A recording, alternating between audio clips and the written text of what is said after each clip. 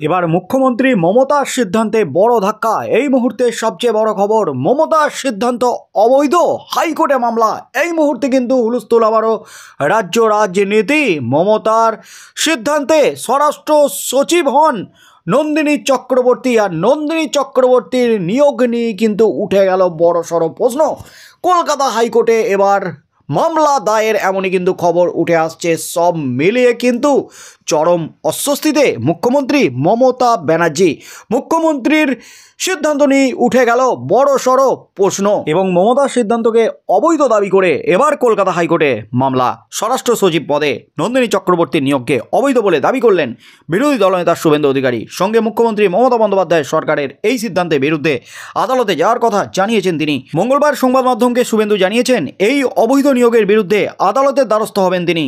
রবিবার 2023 সালের শেষ দিনে বিজ্ঞপ্তি জারি করে নতুন স্বরাষ্ট্র সচিব এবং মুখ্য সচিবের নাম ঘোষণা করে নবান্ন। অন্যদিকে মুখ্য সচিব হরিকৃষ্ণ দ্বিবেদী অবসর নেওয়ায় তাঁকে মুখ্যমন্ত্রীর অর্থনৈতিক উপদেষ্টার পদ দেওয়া হয়। তার জায়গায় স্বরাষ্ট্র সচিব থেকে উন্নীত হয়ে মুখ্য সচিব হন বিপি গোপালিকা। কিন্তু রাজ্য প্রশাসনের চমক দিয়ে পর্যটন সচিব নন্দিনীকে করা হয় স্বরাষ্ট্র সচিব। সরকারি ঘোষণার পর সোমবার থেকে নবান্নে নিজের দপ্তরে এসে কাজ শুরু করে দিয়েছেন নতুন স্বরাষ্ট্র সচিব। আর তার ঠিক একদিন পরেই বিরোধী দলনেতা শুভেন্দু অধিকারী তার নিয়োগকে সরাসরি অবৈধ বলেছেন। সঙ্গে জানিয়ে দিয়েছেন নন্দিনীর অবৈধ নিয়োগের বিরুদ্ধে তিনি আদালতের দ্বারস্থ হবেন। সাধারণত সরকার কোনো সিদ্ধান্ত ঘোষণা করলে সঙ্গে সঙ্গেই এক্স হ্যান্ডেলে পোস্ট করে নিজের প্রতিবাদের কথা জানিয়ে দেন বিরোধী দলনেতা, কিন্তু এক্ষেত্রে নিজের অবস্থান জানাতে খানিক বিলম্বই করেছেন তিনি। রবিবার স্বরাষ্ট্র সচিব নিয়োগের 48 ঘন্টা পর নিজের এক্স হ্যান্ডেলে একটি পোস্ট করেছেন নন্দীগ্রামের বিধায়ক। তার ঘনিষ্ঠ একটি সূত্র জানাচ্ছে, নন্দিনীকে স্বরাষ্ট্র সচিব পদে নিয়োগের পর বহু আইনগত নথি খতিয়ে দেখেছেন বিরোধী দলনেতা। পাশাপাশি কেন্দ্রীয় সরকারের অধীনে কর্মরত বেশ কিছু আধিকারিকের থেকেও নিয়োগ সংক্রান্ত বিষয় নিয়ে জেনেছেন। তারপরই প্রস্তুতি নিয়ে এক্স হ্যান্ডেলে প্রতিবাদ করেছেন তিনি। সঙ্গে যাবতীয় তথ্য এবং নথি সংগ্রহ করে আদালতে যাওয়ার প্রস্তুতিও নিয়ে ফেলেছেন শুভেন্দু অধিকারী।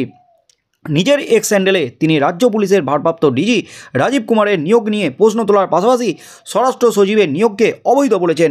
নন্দীগ্রামের বিধায়কের দাবি, রাজ্য প্রশাসনের 13 জন অতিরিক্ত মুখ্য সচিব এবং 5 জন প্রধান সচিবকে বাদ দিয়ে স্বরাষ্ট্র দপ্তর অবৈধভাবে স্বরাষ্ট্র সচিব নিয়োগ করেছে। তিনি যে এই বিষয়টি নিয়ে অনেক দূর পর্যন্ত যাবেন সেই ইঙ্গিতটাও দিয়েছেন। শুভেন্দু স্বরাষ্ট্র সচিব নিয়োগের প্রক্রিয়াকে অবৈধ বলে দাবি করে তা কেন্দ্রীয় ক্যাবিনেট সচিব রাজীব গৌবা, কেন্দ্রীয় স্বরাষ্ট্র সচিব অজয় ভাল্লা, প্রশাসনিক এবং প্রশিক্ষণ মন্ত্রকের সচিব এস রাধা চৌহানকেও জানিয়েছেন।